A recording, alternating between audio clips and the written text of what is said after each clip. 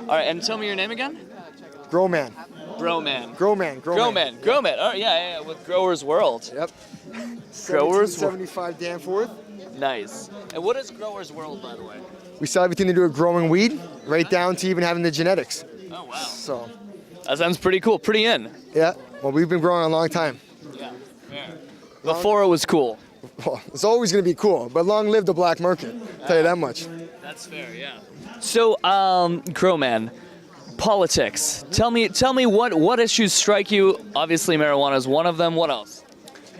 Fuck, so many things. I just seen they sentenced the guy 10 months for selling weed. They should be sentencing all these political people selling weed too then. They had way more than 85 grams. Yeah. They put so many people and destroyed so many people's lives. They should go to jail for that alone. You know, so they destroy someone's for 85 grams, that's insane. Well, there's all types of issues too. Yeah. I'm pissed off that the gas prices are back up to 130. That's fair, yeah. I mean, how do you feel about gas prices versus climate change? Well, the climate will always be changing on its own. It's whether or not they're lying about what's actually going on. You know, are we coming in or out of an ice age? Like, what actually is going on? Because they're talking shit.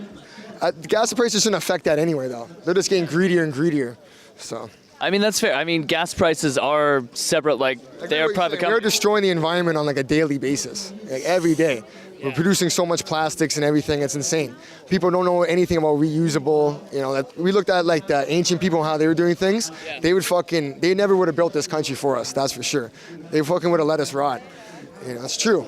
You know, we're really destroying shit on we've destroyed almost everything. Yeah. Ontario is still lucky because it still is a beautiful province.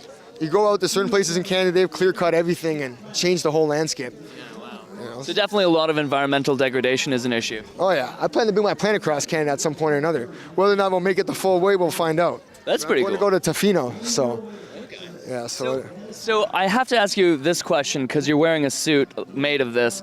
Legalization, what are your thoughts on it? What did it change? What did it make better and worse? Obviously, there are still some issues you're saying with how it's enforced. The only thing it changed is you can be bait about things. You can be more open about things. Yeah. In terms of legalization, they didn't do nothing, really. It's still illegal.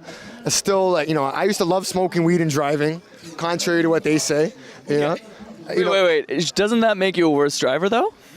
Yes and no.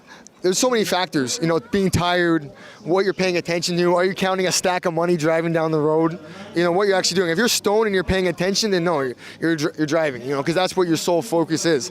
Too many people today are doing all types of shit while they're driving, whether they're watching a fucking movie, rolling a spliff, thinking about something, you know, there's so much going on in this world. That's why there's so many more accidents and things in terms of that. You know, years ago before all this technology existed, you didn't see the type of accidents they had today. Yeah. You know? So would you say that distracted driving is worse than driving under the influence of weed? Sure, and same with driving tired. You know, I've driven for 30 hours almost straight before to make it for my sister's wedding. I was seeing all types of shit. I was sober, but you know, it was very dangerous driving. Driving stoned, it's funny because, I don't know, because you know you're doing something wrong, you actually pay attention more. You know, because you're more hesitant. You know, you see a cop, you're probably gonna fucking pull over and fucking hide, you know? So, I don't know. It depends on which way you look at it. Everyone's different though. You know, there's people smoking shatter now, and you know, it is what it says. You know, you're fucking gonna end up, shattered, whether you're being in an accident or whatever. Yeah. You know, I disagree. Okay, certain people smoking weed and driving, but there should be a certain test. You know, there should be a test. A real driving test too shouldn't it be the G1 and G2 thing that we have today.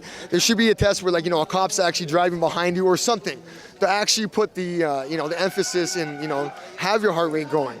You know, see the actual person's driving ability under an actual test. Not like, you know, the tests they have today where it's like, you know, pull in here and turn, I don't know. There's so many factors, really. Yeah, interesting. It's going to be interesting to see what happens when these all go to court, though. You know, there's so many new laws. Like, you know, if you give weed to someone that's drunk, you know, you can get a $400 ticket in this province. In Manitoba, you can go to jail. You know, there's a whole bunch of ones. You know, which is funny because a lot of my friends will be like, "Oh, I smoke weed, but only when I'm drunk."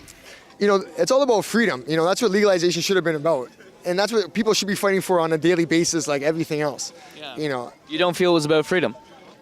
Well, the push is for freedom, but corporations are going to fuck everything up in the end anyway. These corporations are going to hop in and they're going to use it and abuse it and they're going to make a fortune, and all the little people are going to be in jail locked up. So it's going to be the same shit as it was when it was illegal.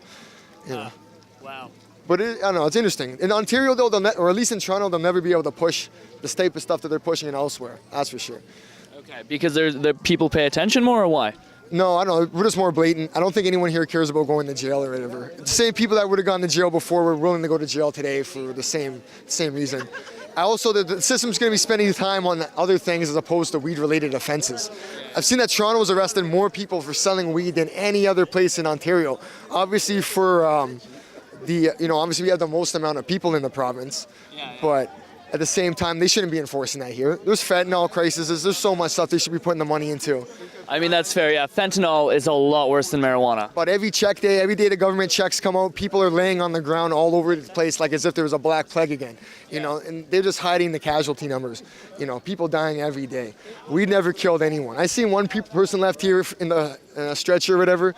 They probably mixed too many drugs today. I doubt that was just weed related, so.